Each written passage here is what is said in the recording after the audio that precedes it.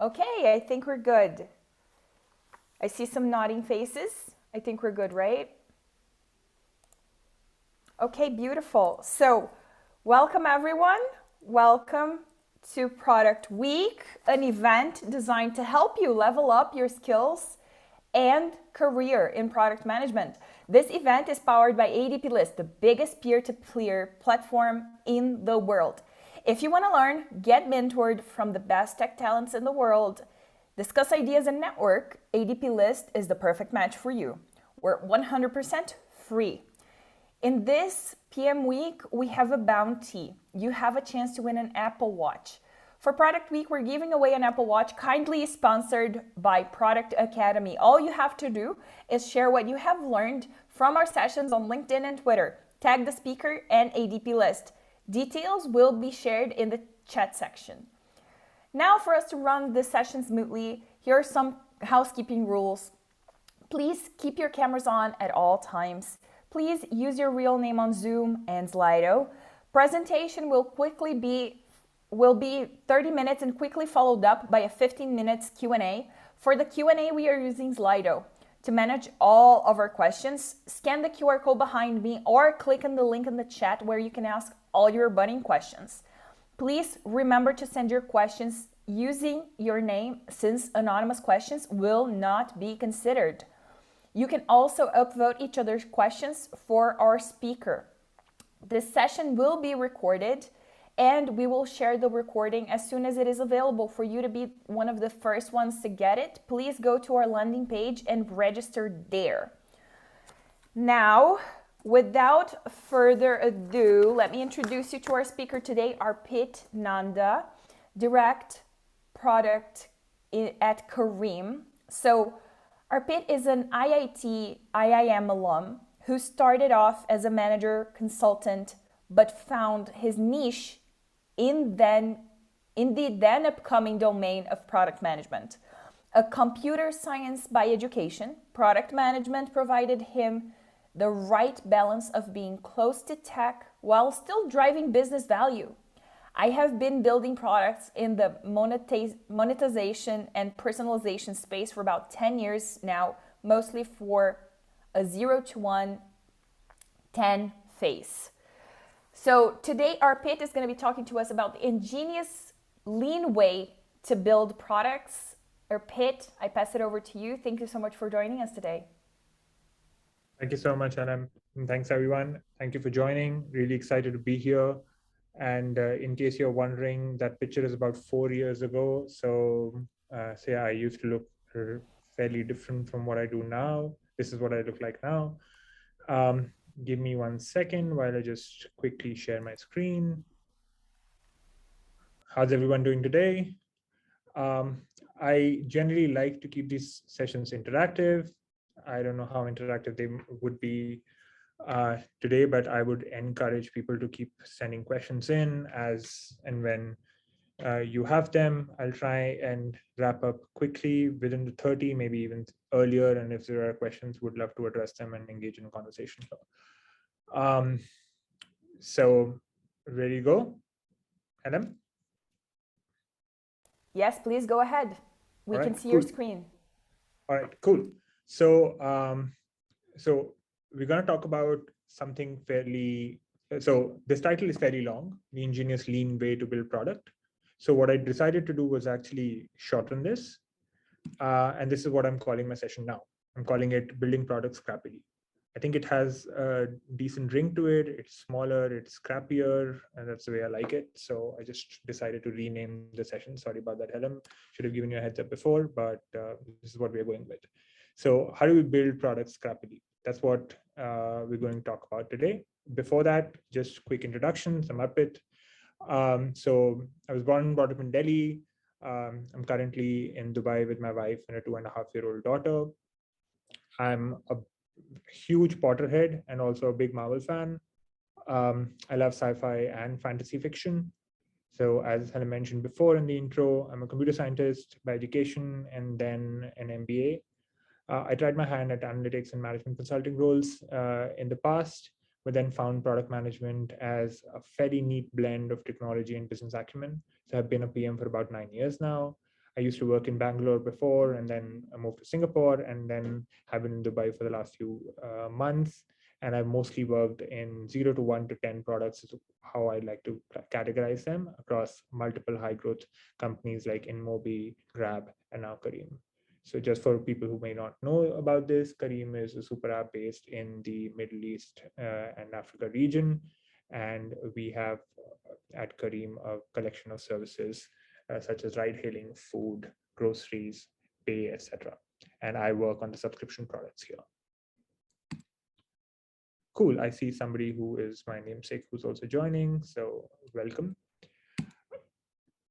All right. So what are the main takeaways from today? As we're talking about building products scrappily today, these are the main takeaways which I would hope that you guys think about, take away with you, and then keep noodling on. What do we mean by scrappy product development, and why, at least I believe, it works in today's high growth environment? How could we be more scrappy in our day-to-day decision making? And then what should we keep in mind when we are actually thinking scrappily? And what do I suggest with some of the tips which I could share with you? So what does being scrappy mean? And yes, this is Scrappy Do. This is, I think the name was coined based on him being scrappy. He's probably the tiniest but the most kind of aggressive dog I've seen. So what does being scrappy mean? What it implies is, one, finding ways to unblock yourself for your team. And that means just don't take no for an answer, don't take blockers for as a given. Just keep finding innovative ways to unblock yourself and get things done. Second is finding creative solutions. Again, trying to be as creative as possible, finding solutions so that you can navigate through whatever gets thrown at you on a day-to-day basis at work. And then also, and this is probably the most important, prioritize progress over process. So there is a lot of process in a lot of companies, depending on the stage you are in. Write this, go here, follow these decision gates, get approval from X, Y, and Z, et cetera, et cetera. What being scrappy generally implies is just you prioritize progress over process. So the process should be designed to actually help you achieve progress. It shouldn't be the other way around. So just following a process doesn't measure progress. Progress is attaining the end goal, making an impact. And if the process helps you, great. If the process doesn't, then my suggestion would be change the process. Now, what being scrappy optimizes for is actually shipping quickly. And one of my ideas, and I think most of you would know him, Reid Hoffman. This is his statement when he said, if you aren't embarrassed by your first version of your product, you ship too late. And so this is probably coming from somebody who is an OG in product building. He has a lot of successes behind his name. And so I'll take his word on face value because he has a lot more experience with it, that shipping is all important. And if you're shipping quickly, that is probably the best way for you to gain experience and gain an insight on what works, what doesn't work. There is nothing like customer feedback. We can sit in a room and do all of the data analysis we need and build all the hypotheses, etc. But until our product is in the hand of the consumers we need and we get some insights from them, it's very, very difficult to actually get any meaningful insights. So ship quickly, ship iteratively, and build upon it. That's what being scrappy basically optimizes towards. Now, what I usually, when I talk about this, the first question which comes to mind is, does that mean bad output? Because you're like compromising. And not necessarily. So one thing which is interesting here is scrappy doesn't actually mean crappy. That S actually adds a big difference between the two things. It doesn't actually mean playing fast and loose with customer trust. So like any product you build, any set of customers you work with, their trust is paramount. And it's also very, very difficult to earn, but very, very easy to lose as well. So a minimum bar on quality is always important. Like, the bigger question to ask ourselves is, why are we building products? We're building products so that they can solve a customer pain point. And that pain point could be mission critical. It could be about buying food, getting from place A to place B. It could be about running a business. It could be something which is leisurely, which is about which is social connection or for entertainment. Like I want to watch movies. I want to watch the next game. I want to. So it could be I want to connect with my friends. I want to follow my idol, etc., etc. So all of these platforms solve one or the other pain point. Now, the priority of that pain point depends, to quote something more traditional, the Maslow's hierarchy, and you could solve any pain point, but these are all pain points for the customers. The important thing to remember is customers are using your products so they can solve a problem. They can solve that pain point. And they don't actually care about your product. So it's disillusioned to think that they actually care about your product, because your customers are not your friends. The customers are your customers. You're building a product so that it can solve a problem for them. It can solve their pain point. And they only care about how you could help solve their problem. So that's the most important thing to focus on. So this is sort of a hot take, slightly controversial, but putting it out there. Solving user problems fast is more important than the quality of the solution. And yes, I have an asterisk, so I'm putting a disclaimer out there of conditions apply. This is what I mean. Solving the problem is more important than how easy it is as a product to use. It's more important than what's the beautiful design behind it. It's also more important than what innovative engineering has been put into the solution to actually solve that problem. Everything is great. Solving the problem is paramount. And so this is an example which I took. This is an early version of what Craigslist used to look like. Now, if you look at Craigslist, this is the 99.com era, right? So this I think abuses and this flies in the face of everything which you and I would have ever heard about in terms of the ease of use, in terms of the design, in terms of how the user experience should be. But it worked. It still works. It was fairly successful in its time. I think it's still going on, fairly successful even now for solving certain problems in the classifieds area. And hence, the intention is, can we optimize for speed while keeping base quality rather than maximizing quality? So like putting my math hat on, in a problem, you have a set of constraints, and then you have an optimization function which you're trying to maximize for. Now, you could always try to maximize for quality and say, hey, this needs to be the best design possible. And then the constraint becomes, yeah, you need to solve the problem. Let's just build the best thing out there which can solve this problem. What that does is it doesn't fly in the face of constraint of time. So the suggestion here is it possible for us to think about keeping base quality and keeping quality as a constraint? Like, hey, just make something which works, which doesn't break, which allows people to do what they want to do, but at the same time optimize towards speed, make time as minimum as possible. And that's sort of an analogy. Can we aim for a Toyota rather than a Lexus? Can we aim for a car which works and can be done faster as compared to something which is a luxury, which is high luxury? So think about that, and think about that in your day-to-day decisions of when you're thinking about a product, when you're thinking about a feature, when you think about how do you solve this problem, how do you do that fast, and that being one of the primary levers. Now, why is that important? That's important because like, you think about the best laid plans, they rarely materialize in full glory. Like, you may make a plan, okay, this is a straight line, let me run for a quarter and then I'll reach the finish line. So you start at the beginning of the quarter, you lay out your roadmap, you say, these are the 15 things which I want to do, and I'll just sprint towards the finish line and everything will be great. What happens in reality is a lot different. Developers will go on leave, some of the people will leave, then your customers will come back and say, hey, this doesn't work and that doesn't work. Your management will come back and say, by the way, our priorities have changed because we're raising funding. So something else needs to give. or, hey, our priorities have changed, we've pivoted, we're moving towards a completely different direction, etc. So it's full of changes which sometimes cannot be anticipated. Now, if that is the reality, the best thing is, since you can't control it, just internalize it and be comfortable with it.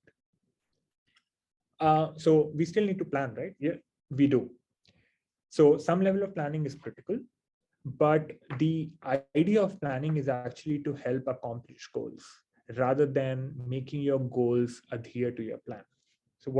So the goal is you identify what problems you want to solve for your customers, and then you solve them meaningfully. That's what the goal is. And all of the plans which you make should be around achieving that goal. Now, that sounds logical. That sounds like what most of us set out to do. And how does that help? If you don't have a plan, then you're basically a paper boat in water. You don't really control your own destiny. The ripples in the water will basically move you here and there. So you actually have no agency. If you have a plan, then you're a sailboat. You at least have a sail, and then based on how the winds are blowing, you can at least navigate and change your direction accordingly. Now, there's the important thing out here is I put a sailboat here, not an automated ship, which has an engine and everything, because you are not insulated from externalities. So it's not that if winds are blowing against you, you can somehow chart your course, because you can't. You are constrained by a lot of different things, by resources, by priorities, by what the management needs, by how much funding you have, et cetera, et cetera, et cetera. So you don't have, if you are an entrepreneur, even then you may not have the funding. Your investors may want something different. So there are a lot of these things which may be constraining you. So which is why at best you may be a sailboat. So you have a sail, you have some agency. So if the winds are blowing in one direction, you can navigate. If the winds are blowing in another direction, maybe you can sit tight, or maybe navigate in a different direction and change your goal. But what shouldn't happen, and this is what I was talking about earlier of the other way around, where the plans start driving what your goals are, is, and I'm sure I've heard these statements, and I've probably said these statements multiple times over my career. I'm sure a lot of you have done the same, or at least heard your team say this. So you know what, we did our half-yearly roadmap. So in the beginning of January, we actually came up with these 15 things we want to do. So the team's working on it. Or, you know what, we've spent so much time actually scoping the solution already, we might as well build it.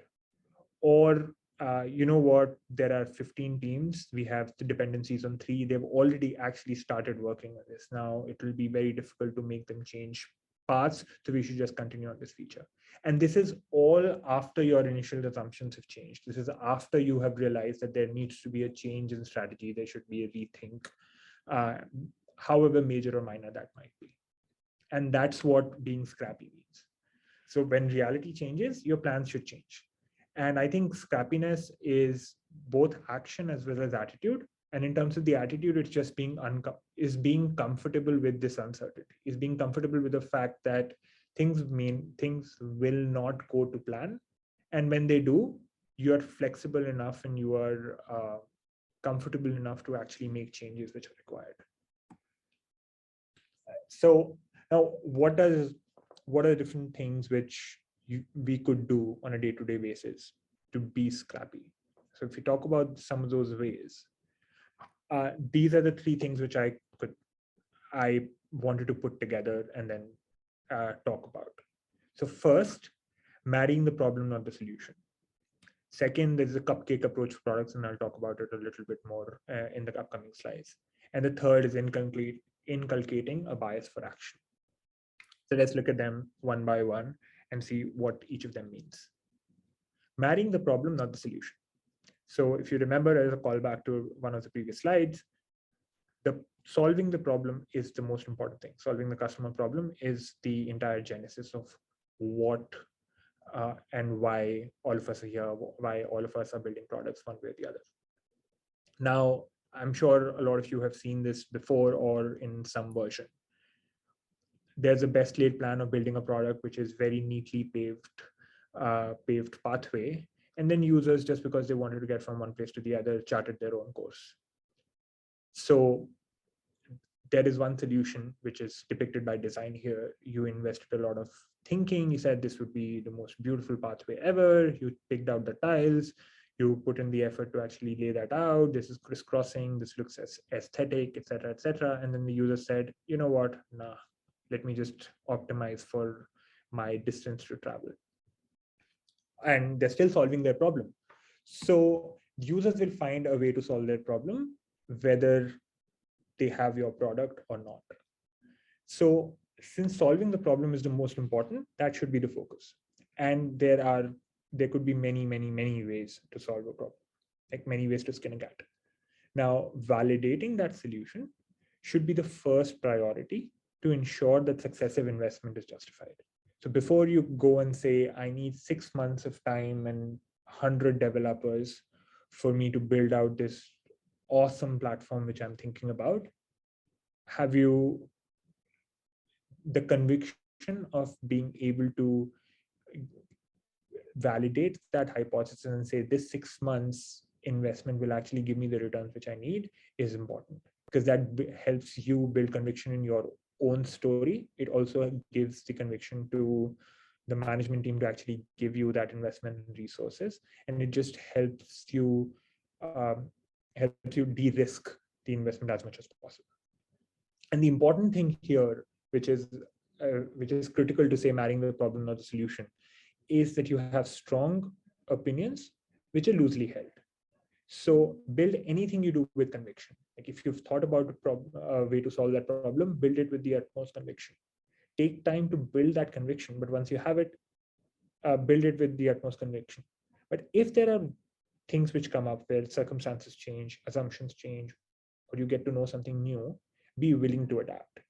Like the ship hasn't sailed until it sails. So just because you started building something, if you realize that this is actually not going to work because of changing circumstances, changing assumptions, etc., be willing to adapt to that, because solving the problem is the most important.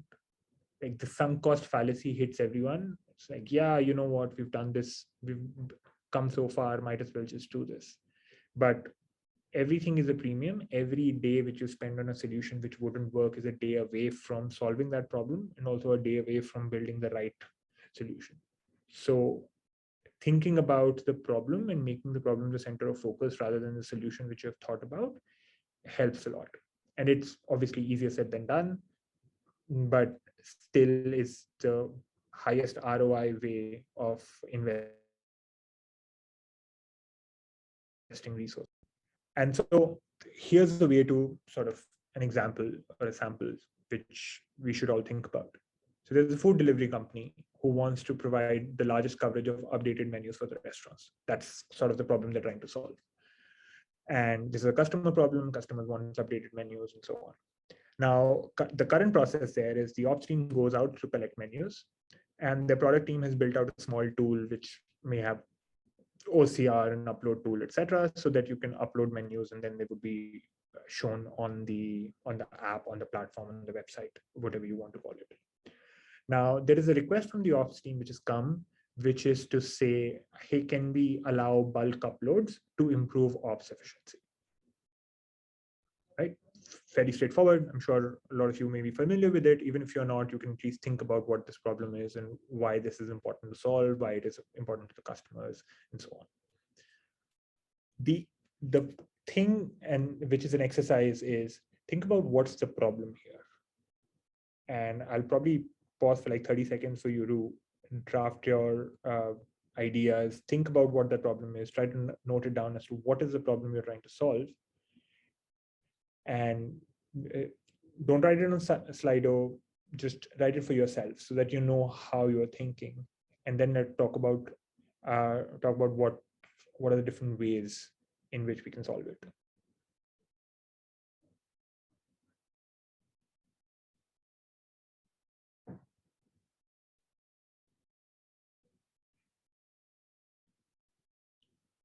Pause for effect, dramatic silence. So hope everybody's at least has some idea of what is the problem here, and they've noted something down. Now let's think about what you have written, and then what are the different ways in which we can actually craft this problem. So the first problem is, it's an operational problem, right? You are trying to improve the efficiency of the upstream process, which is what the upstream has asked us to do. So they've said, hey, please build a solution for us. Just build a tool which can help us do bulk uploads. And you're like, okay, that is the problem. That is an operational problem. I'm improving the efficiency of it. Let's just go ahead and build that tool. Stepping back, think about another problem which you can solve. How about removing the ops teams from the middle and enabling the restaurants to actually maintain updated menus easily? Is that possible? Is that a problem which we can solve? Or is that a problem which is worth solving? Both in terms of the effort it requires as well as the ROI it will give you. So accessibility control, maybe the restaurants don't even have access to your platform. Can we give them access? Would it make it easier for them to actually update their menus rather than our ops team going out almost on a weekly basis, collecting new menus and keeping uploading them, etc., etc. And then a third problem, is it an incentive problem? Are the restaurants whom you have on your platform, are they incentivized to actually list and update the menus? What is in it for them to do that work? And can we make it worth their while to actually do it? And if you see, these are three very different problem statements which solve for different pain points. They all achieve the same goal of updated menus from the restaurants, but they're addressing very different fundamental questions. And knowing this problem and addressing this problem will allow you to think about what solutions will solve it. So, and it happens quite a lot. You will have stakeholders who will come back and say, please build this for me. Taking a pause and stepping back and understanding what is the problem and what would you solve by building that feature, and are there other ways to solve that same problem, helps you, one, develop a muscle for being more creative, and second, it helps you also get the maximum bang for the buck. So you could always go back and say, you know what, we're not going to build a bulk upload. We're just going to give the ability for the restaurants to upload directly. And that ways they have the ability to maintain their menus in a more updated way on a regular basis, rather than our ops team needing to run around, because you know what, we have 1,000 restaurants today, we'll have 20,000 restaurants tomorrow. Does that mean we'll actually scale up by our operations team by 20x? Probably not. So let's solve the second problem, or maybe solve the third problem. Maybe there is a way in which we can incentivize them that their menus are updated. And so we solve for the problem where we don't have to hire too many ops teams and the restaurants themselves share the burden. So all of these are just ways in which we are thinking, which I'm suggesting to think about what the problem is, and then hone in on the problem and try to solve that. Defining that problem is sort of 99% of the job. I think it was Einstein who said, like, if you give me a minute, I'll spend, if you give me an hour, I'll spend 59 minutes on the problem and then 1 minute on the solution. So it's very relevant. Think about the problem, spend as much time as you can on identifying and articulating that problem. And then the solutions for that problem will come relatively easily enough. Now, coming to solutions, like scoping your solutions. So this is another hypothetical example, and you would know that I love food by now. So imagine you have a bakery and you came up with this great idea of making innovative cakes for your customers because you want to differentiate yourself. So everybody has a bakery, you need to do something well. So you came up with an idea of making half and half cakes. Think of pizzas which are half and half. So you can have like pepperoni and cheese, or you could have, I don't know, Hawaiian and margarita. And you decided that let's try that on cakes. Now they should work because they're innovative. They allow customers to eat multiple flavors at the same time, so they don't get bored by eating the same chocolate cake throughout. They're colorful, so kids would love it. So they're great. Like, this is a great idea. You mix two flavors together and make this wonderful cake, and everything seems great. Question: is this the best idea? Is this the best way to differentiate yourself? Then do you know what flavors work with each other? Would people find it weird? Is it too left field? What if you mix, say, chocolate and butterscotch? Does that work? Does that not work? You don't know. And like, how do you get those answers? Like, is it worth the investment of actually making these cakes and then figuring out, yeah, you don't want, this is a dumb idea, it doesn't sell. So this is again something which is not my idea. This is Mike Trong from Grab, his idea, but it's a cupcake approach for products. Why don't we start with making cupcakes instead of cakes? So you start making cupcakes to validate the hypothesis of whether two flavors in one help. You understand what flavor combinations will people buy. Maybe peanut butter goes with chocolate, and then yes, let's make those cupcakes. You will also be able to create multiple cupcakes. So you can parallelize testing and actually test multiple flavor combinations, multiple ideas at the same time, rather than one big cake, because frankly, you will only have a limited number of ovens.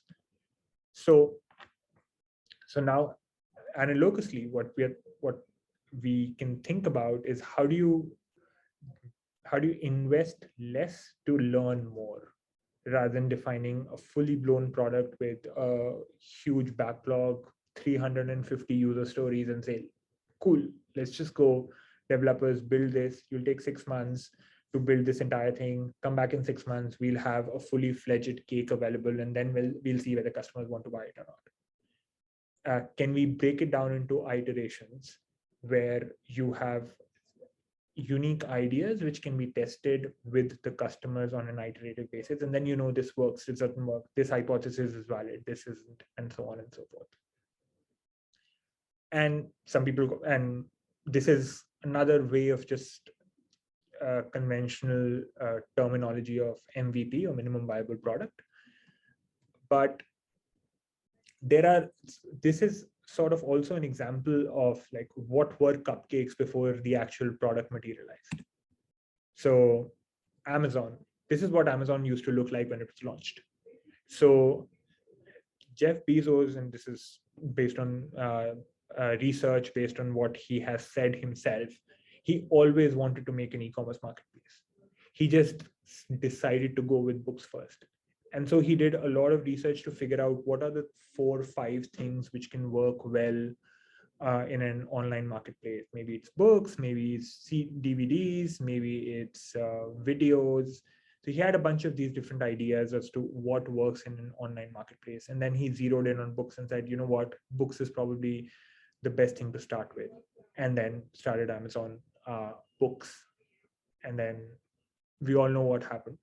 We've seen this movie before. But that was his cupcake.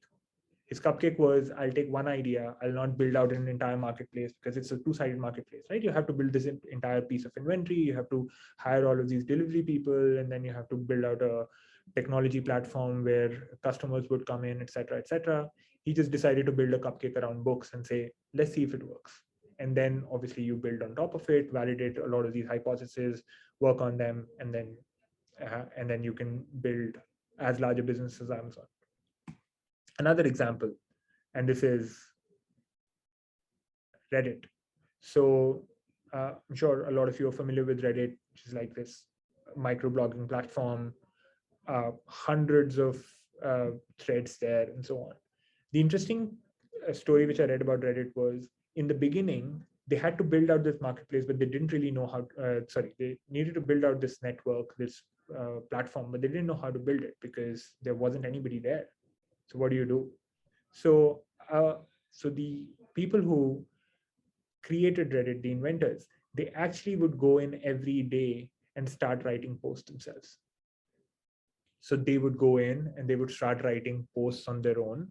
And so that people who are coming to that website, they feel that there is traffic. They feel that people are talking to each other. And so they would start participating. And at some point in time, it was hilarious that one of the co-founders, whose job it was to actually create these dummy posts so that it feels like people are chatting and there is traffic, he went on a vacation for a few days and forgot to update update. And then he suddenly realized, came back and said, oh, you know what, I haven't posted any new content for the last week or so. When he went back, he realized that there is now organic traffic coming to Reddit. There were enough people who had been hooked onto that initial process of having content, and so conversations were now engaging enough that they were ongoing. And so that's when they realized, okay, I think this network, the cold start problem is gone.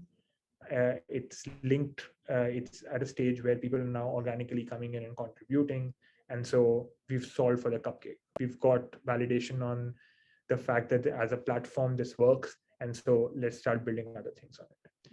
And there are like several more examples of how people think about building out a cupcake, validating that, and then expanding it to the North Star vision which you have for your product. So I would encourage everyone to think about the product which you're building and think about what are your cupcakes and how do you build those cupcakes so that you can get those validations sooner. So the other thing with this MVP approach or a cupcake approach, however you want to call it, is it helps with estimating speed as well. So if you think about the scope, and this is another way of depicting what MVP, what the phases of the product look like. So you could build if the problem is go from A to B, you could do that on a skateboard, you can go there on a bike, you can go there on a motorbike, you can do that in a car. And each of these are increasingly complex solutions to the same problem. And what you could typically do is start with a skateboard so that you know that your solution works, and then iterate into building out a bicycle, and then a motorbike, and then a luxury car. What is also interesting is if you map that to the speed of the development of that solution, it's fairly identical in terms of an inverse correlation. If you're trying to build your skateboard, a lot of times you will be running at the speed of a rocket to actually get that. If you're trying to build a car, you would at best be jogging, because there's just so much to do that even if you're doing a lot, it will just take too much time to get to the solution. So it feels like you're jogging, even though you're running full tilt. And it's almost impossible to run full tilt for a fairly long period of time. So the MVP approach, the cupcake approach, it just helps you validate ideas. It also helps you do them at minimum speed. And so once you've identified your skateboard is when you then decide, okay, let me evolve this. Let me evolve this into something which is more efficient. Let me evolve this into something which is more powerful. Let me evolve this into something which can just create a lot more impact. So magnifying impact, multiplying impact, and so on. And then this is the third and the most important thing in terms of change of attitude, which is a bias for action. So it's prioritizing speed over complete information. And as humans, we are risk averse. A lot of us are risk averse. So we would want to have complete information before we take a decision. And the more information we have, we feel that the better decision we can take. And that's largely true because at least you can anticipate the issues as much as possible, the more information you have. But having a predictable decision or a predictable outcome is not the best course. So the best course is also in terms of speed. Like, is it faster than just collecting all of the information? And the interesting piece is, and this is based on experience, both mine as well as people I've spoken to who have a lot more experience than I do, that most decisions are actually two-way doors. So you can backtrack. So if you decide to build out a feature and it doesn't work, that doesn't mean you're done. That doesn't mean you're doomed. You can always track back. You can always decommission it. You can improve it. These are all two-way doors. So the risk of doing something bold, the risk of doing something new and trying something out is often smaller than we think about it. But what procrastination, analysis paralysis does, it creates stacks on the one thing which is surely limited, time. Like you would always have limited time, you would always have limited resources, you will always, the time which you have, the time your development team has, the time your design teams will have, the time your management team will have, your company will have, that will always be limited. And whatever else you do, if you procrastinate, if you go into an analysis paralysis mode, you know that you're wasting time. So how do you make sure that you step out of that, break out of that cycle, and be more comfortable with making decisions with incomplete information? And so like that's the summary. Like don't let imperfect information block you. And as long as you don't commit to a one-way door. So if you feel that, so for example, if you want to change the name of your product because you're rebranding, that's probably a one-way door. So think about it, be a lot more clear about why you want to do this before you do it. If you want to move your product from free to paid or paid to free, that's probably a one-way door. Be really methodical and deliberate about that. But if you want to build a new feature and see whether people use it or not, it's not necessarily a one-way door. So you can go ahead with it and see whether it works. If it doesn't work, great, let's just roll back. But the important thing here is, yes, there are two-way doors, but the core idea is go do it fast. Prioritize speed over complete information. If you end up spending 6 months on doing something which is a two-way door, then that's probably not the best utilization of the 6 months, because you could have done that validation probably in 2 weeks or 4 weeks, 6 weeks, rather than spending 6 months on building something which you had little conviction about.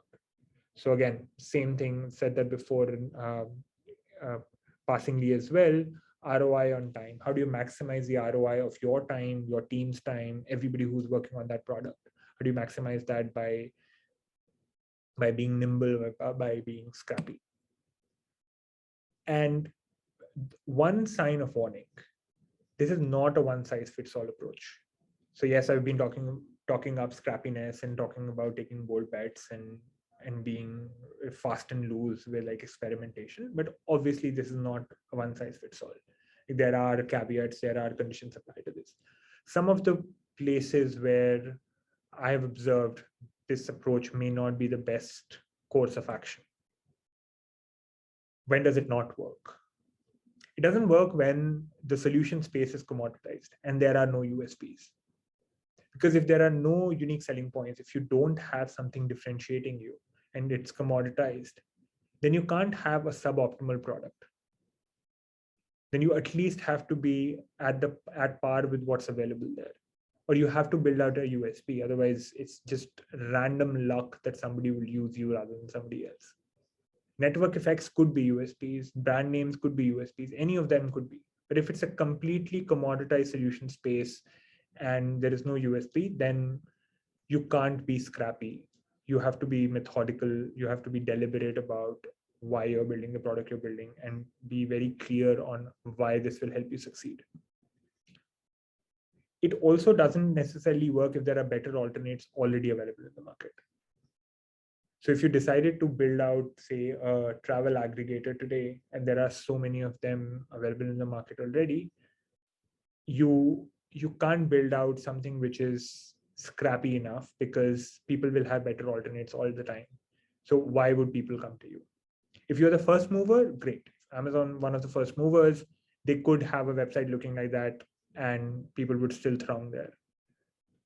But now that we have so much competition, you need to meet that bar, because people's expectations have also been raised. So that's not absolute, that's relative. But the quality expectations of the consumers is dependent on what alternates they have. What's the opportunity cost?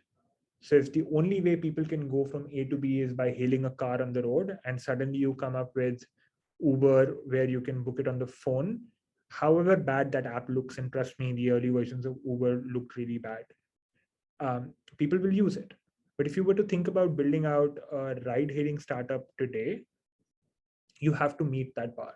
Nobody's going to go with an approach where you don't see that experience, because people have been used to it. So their expectations have been raised.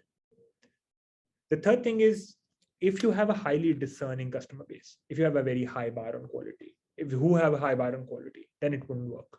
If you are catering to CEOs who will, of Fortune 500 companies, you're building a product for them, it needs to be high on quality. And then if you have a reputation risk, if you work at an organization who has a big reputation in the market and they can't afford mishaps, then that's probably a reputation risk. And that's where an approach like this would work. So summarizing this, TLDR, marry the problem, not the solution. Build cupcakes before you build cakes, and inculcate a bias for action. And hopefully, in more cases than not, stay scrappy. That's it from my side. Happy to take questions, so on. Hopefully this was helpful and at least inspired some good conversations and thoughts. Yes, it did. Thank you so much. In the chat section, we already had some very, very cool analogies. People are taking notes for sure. So instead of MVPs, they were talking about making minimum viable cupcakes. So yeah, a lot of great things happening in the chat. Let's go to questions. So the first question we have is from Kashish. How can you remain scrappy while making sure you have a good discovery process?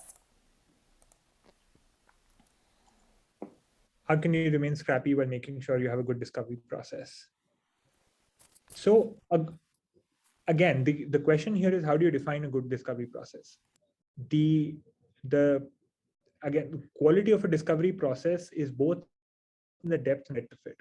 So once you've identified the problems, or even when you're actually doing the discovery of identifying the problem, build that intuition of, do you want to go deeper into this problem, or do you want to have...